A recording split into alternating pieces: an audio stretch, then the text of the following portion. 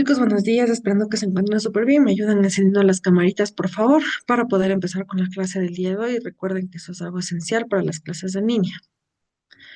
Hasta mientras les voy a compartir pantalla del material de trabajo que vamos a analizar. Hola, Amanda.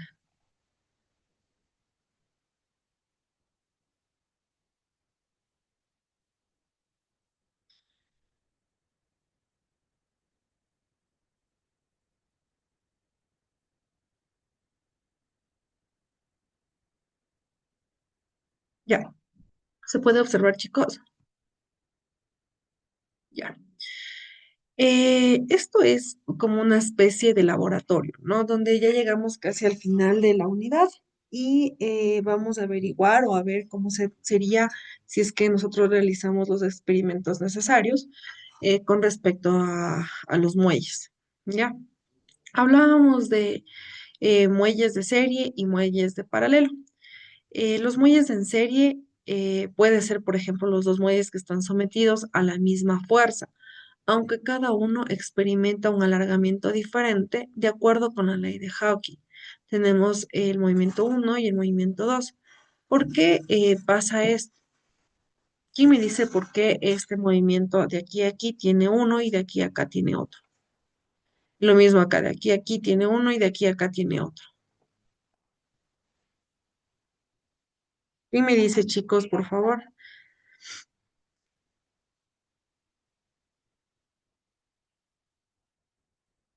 Por la fuerza, Ya, pero ¿en dónde sería la fuerza? la fuerza con la que jalan el muelle. Ya.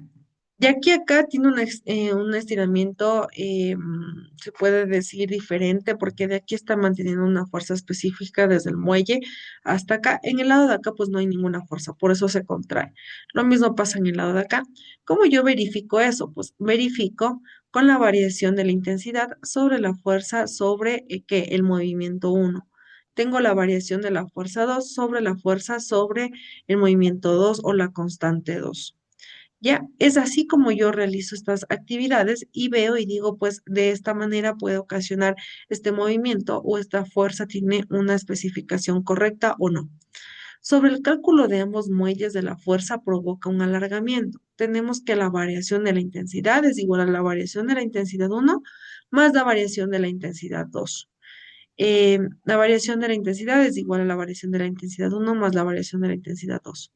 ¿Cómo reflejo esto? Pues con la constante. La constante es igual a la fuerza sobre la variación de la intensidad, que es igual a la fuerza sobre la intensidad uno más la variación de la intensidad 2. Y es igual a la fuerza sobre la constante uno más la fuerza sobre la constante 2 y todo esto divide hacia la fuerza, que es igual a uno sobre la constante más uno sobre la constante 2. Ahora, esto también nos conlleva a qué? A uno sobre la constante, más uno sobre la constante uno más uno sobre la constante 2. O la constante que es igual a que la constante uno por la constante 2 sobre la constante uno más la constante 2. Eso es lo que yo tengo que realizar aquí. ¿Está entendido o necesito repetir algo o que ustedes necesiten que yo les repita? Sin ningún problema, chicos, yo les vuelvo a explicar. Comenten si están entendiendo hasta aquí de qué se trata. Uy. Ya, ¿de qué se trata entonces? Si es que me dice que sí.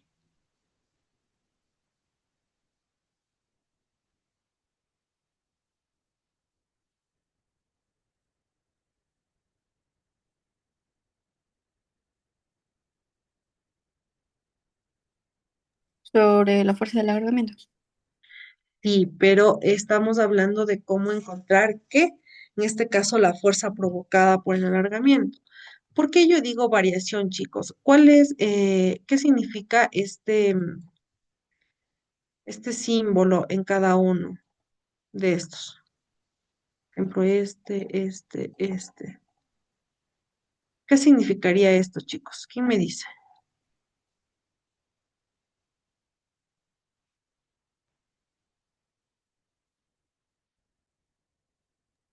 ¿Fuerza? No, ¿alguien más?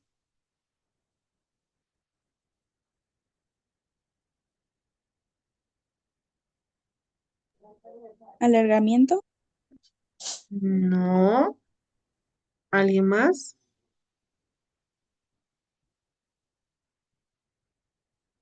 Variación, chicos, que es algo que varía. La variación de la intensidad, la variación de, yo qué sé, de la fuerza, la variación del tiempo. Eso es lo que significa el triangulito, ¿listo? Si la constante uno es igual a la constante 2, este resulta que la constante es igual a la constante uno sobre 2, que es igual a la constante 2 sobre 2. ¿Por qué sería igual? Porque aquí me va a salir un resultado que tendría que ser igual a la de acá. El objetivo de esta práctica es que en esta práctica uniremos dos muelles iguales, primero en serie y después en paralelos. Determinamos experimentalmente las constantes elásticas que están asociadas y comprobaremos si coinciden con el cálculo teórico. Ya, ¿recuerdan cómo empezaban las investigaciones de física? ¿Cómo empezaban las investigaciones de física? ¿Quién me dice? Con una hipótesis o una teoría. Ya, y antes de la hipótesis, la teoría, ¿qué tendría que haber hecho yo?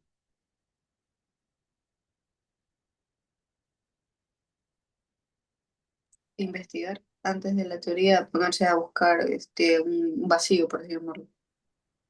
Ya, antes de la investigación y de crear una hipótesis, yo lo que primero hago es la observación. Observo antes de crear algo. ¿Por qué? Porque si yo no observo, por ejemplo, cómo había hecho antes Galileo. Galileo hizo muchos de sus temas con la observación y con la curiosidad. Decía, a ver, si es que se mueve este bus, ¿qué pasará si yo le paro? ¿Qué fuerza tomará? Eso hizo Isaac Newton, por ejemplo, ya con respecto a la fuerza. Galileo, en cambio, era con la gravedad. ¿Por qué será que se cae? Porque él estaba viendo, estaba debajo se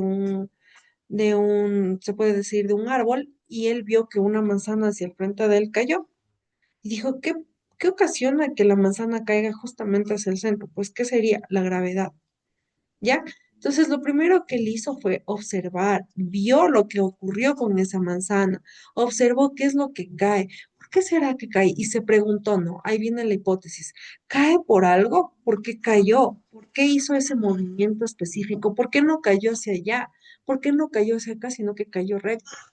Entonces, para yo tener una investigación y el objetivo de una práctica es primero analizar. Segundo, además de la hipótesis, ¿qué les decía que es importante para el descubrimiento de algo? ¿Qué es lo más importante? ¿Qué es lo que nosotros deberíamos de investigar? ¿Recuerdan? Yo en las primeras clases les decía, ¿qué es lo más importante para la investigación?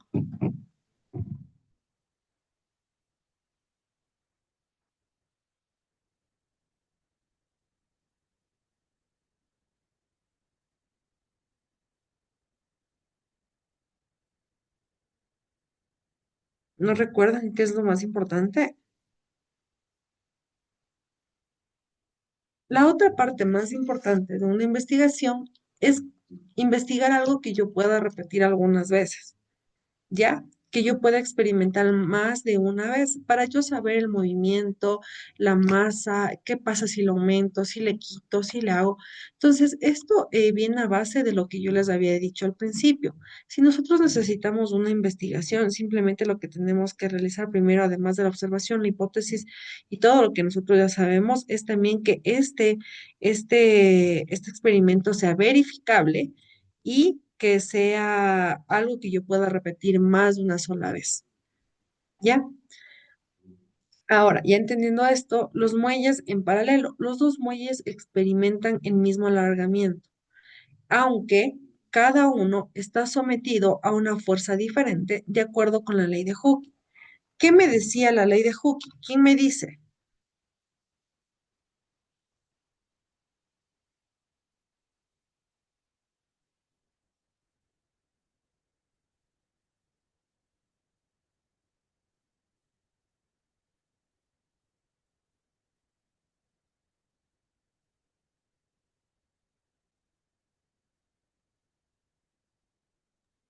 Siendo la fuerza la misma, el alargamiento cambia dependiendo del tipo de muelle.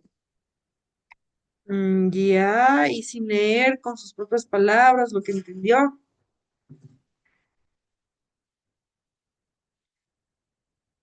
La ley de Hooke específicamente nos dice que es la fuerza que se necesita para estirar o comprimir un resorte de proporcionalidad al estiramiento o comprensión que se produce, lo que usted decía, Amanda. A diferencia es como que uno se imagina un resorte, como un resorte de lapicero, y dependiendo de la fuerza que le apliques a este resorte para jalar, se va a estirar.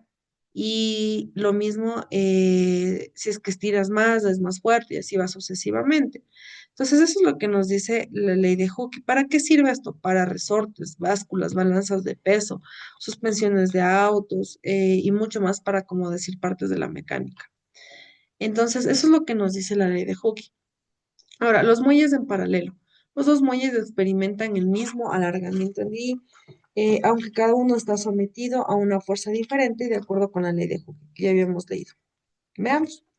Nos dice que, de acuerdo con la ley de Hooke, tenemos que la fuerza uno es igual a la constante uno por la variación de la intensidad. La fuerza 2 es igual a la constante 2 por la variación de la intensidad. Sobre el conjunto de ambos muelles, la fuerza será que se sumen, ¿no? Es una fuerza resultante que se suman entre las dos. Ahora, la constante es igual a que a la fuerza sobre la variación de la intensidad, que a su vez, que conforma la fuerza uno y la fuerza 2. ¿Ya? Entonces, al finalizar nos queda que la constante uno más la constante 2. Si la constante uno es igual a la constante 2, resultará que la constante es igual a 2 y la constante uno es igual a 2. ¿Ya? Eso es lo único que me dice. Por ejemplo, yo aquí tengo la constante uno y la constante 2. También tenemos la fuerza uno que se aplica y la fuerza 2 que se aplica. Me dice que esta fuerza resultante que tenemos aquí es al sumar la fuerza uno más la fuerza 2 y esta es la variación de la longitud o de la intensidad de la fuerza. Hasta aquí está entendido, chicos.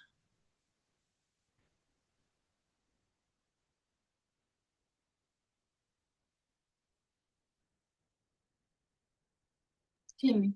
Ya, o tienen algo que se aclaren o alguna situación que no entiendan, díganmelo para yo poderles explicar. Los materiales de este laboratorio son los siguientes. Nos dice que podemos conseguirnos dos muelles de acero o iguales de constante elástica conocida. En este caso van a utilizar como una especie de regla graduadora. Eh, Necesitamos la regla graduadora, los portapesos o platillo para aplicar la carga, en este caso aquí, algo que se mantenga ahí, las pesas o discos ranurados de masa conocida y el soporte metálico provisto de brazo y pinza. Ya, este es el soporte. Esto lo podemos realizar en casa. Si ustedes desean aplicarlo, lo pueden realizar. Si en caso no, no hay ningún problema. El proceso, muelles en serie. Asocia los dos muelles en serie. Para hacerlo, basta con unirlos de un extremo. Cuelgan ambos muelles, unidad de brazo de soporte, cuelgan en el extremo libre el portapeso o platillo y ajusta el índice del muelle a la regla. Coloca los discos o pesos necesarios para que empiecen a alargarse el muelle de una forma específica. Actúa al menos 6 mediciones sucesivas con diferentes pesas y representa gráficamente la fuerza aplicada en newtons. El valor de la pendiente de la recta y este valor es justamente la constante resultante que tenemos. ¿Cómo obteníamos la resultante, chicos?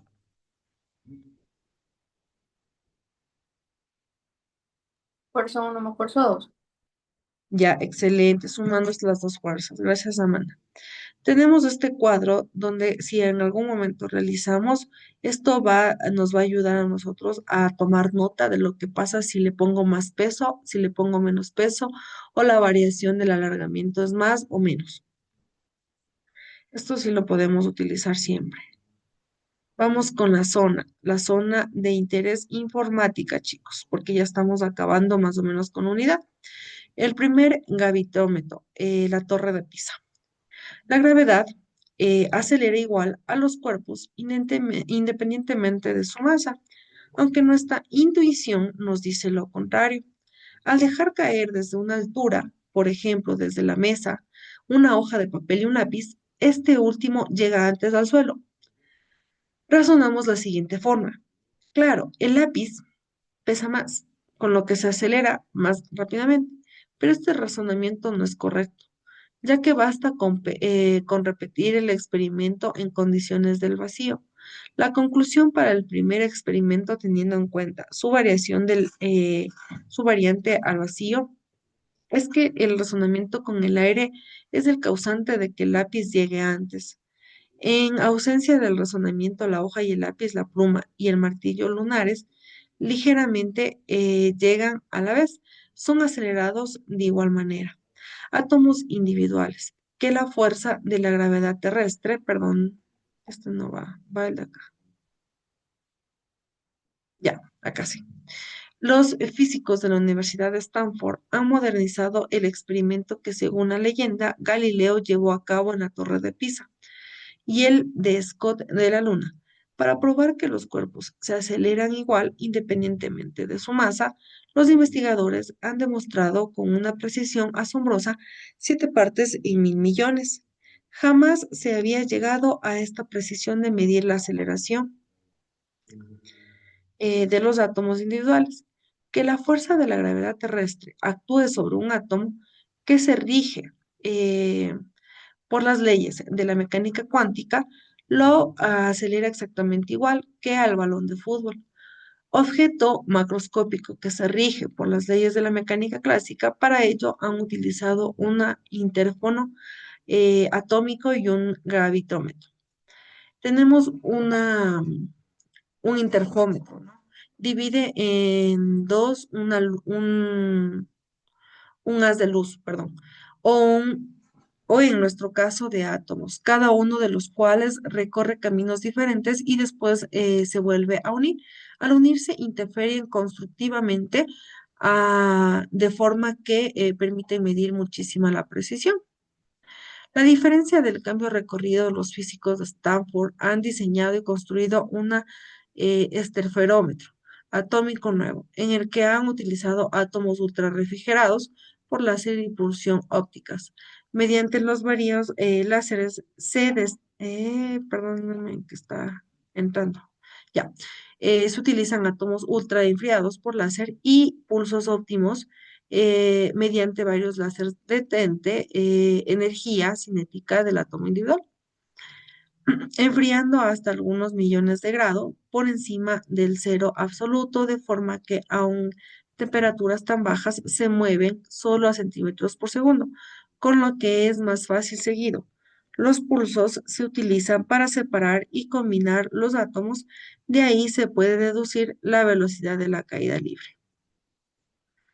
Los cohetes y las leyes de Newton. Ayúdenme leyendo cualquier persona, por favor. La parte que está en naranja, mis. Todo. Los cohetes y las leyes de Newton.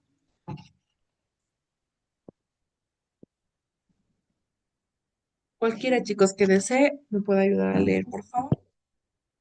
La física que subyace en el vuelo de los aviones de reacción, el lanzamiento de los cohetes o la puesta a órbita de satélites se puede explicar con las leyes de Newton. Con lo que sabes, podrás lanzar un cohete. Visiona el video Rockets de Newton 3R de la in acción en Richtung el siguiente enlace. La segunda ley de Newton establece que la acción de una fuerza neta sobre un cuerpo dará lugar a una variación en el tiempo de su momento lineal.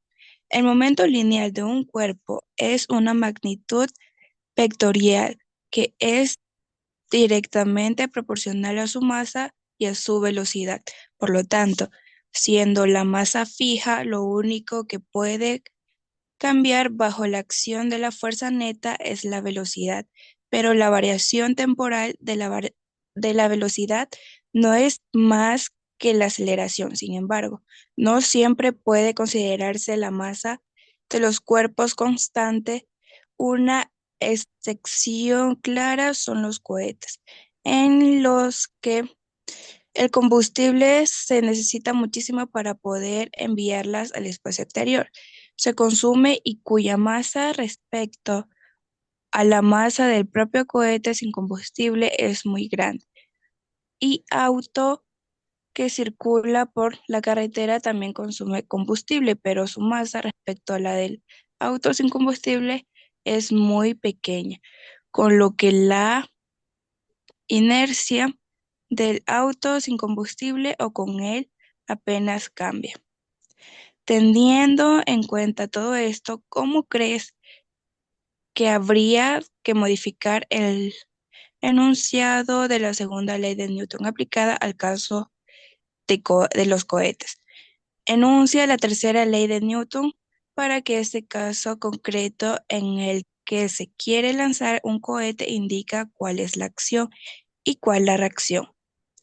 Haz un esquema indicando las fuerzas que toman parte en el lanzamiento del cohete. Propon más ejemplos en que el movimiento se explique utilizando la tercera ley de Newton. Ya, muy amable, Maoli, gracias. Ya nos dice que los cohetes y las leyes de Newton tienen algo que ver. Ya, y todas las leyes están reconocidas aquí. Reconocemos que también los cohetes tienen gravedad.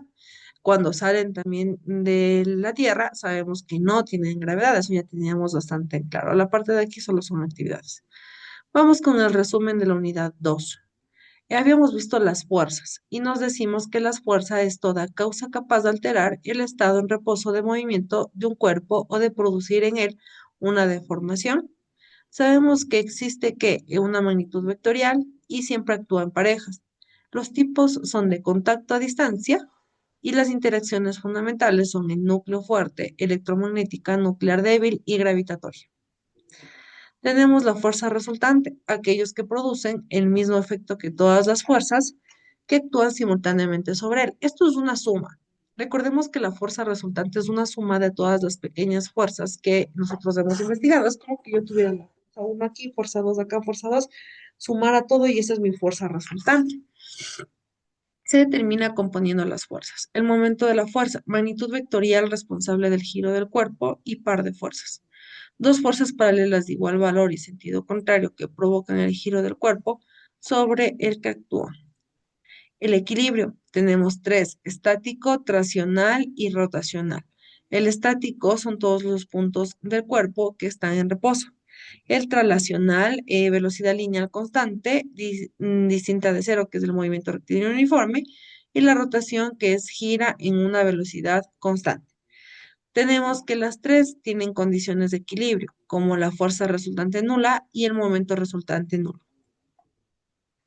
El 2,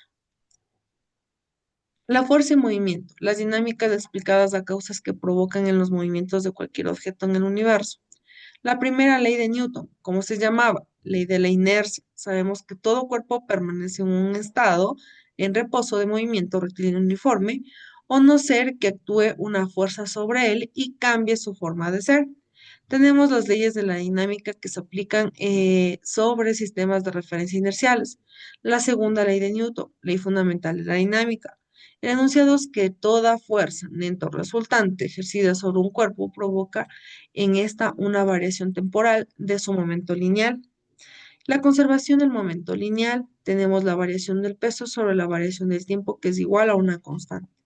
La tercera ley de Newton, que se llama la ley de la acción y la reacción, donde nos dice que cuando un cuerpo ejerce una fuerza sobre un cuerpo, llamamos acción. Este responde al cuerpo A, ejerciendo la fuerza de igual valor, pero de sentido contrario, llamando reacción.